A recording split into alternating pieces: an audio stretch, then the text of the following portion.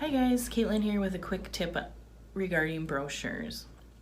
When creating a brochure, you want to make sure you think about what this piece is going to be utilized for. What information do you want to communicate to your target audience? It should be educational, informative, and really speak to your products and services and possibly your mission of your business or organization. You want to develop the content to have strong, concise headlines, bullet points, and any other supportive visuals if possible. You want it to look good, but you want to ultimately convey the information that's going to get you either the call you want, the email, the person walking through the door, and eventually the sale.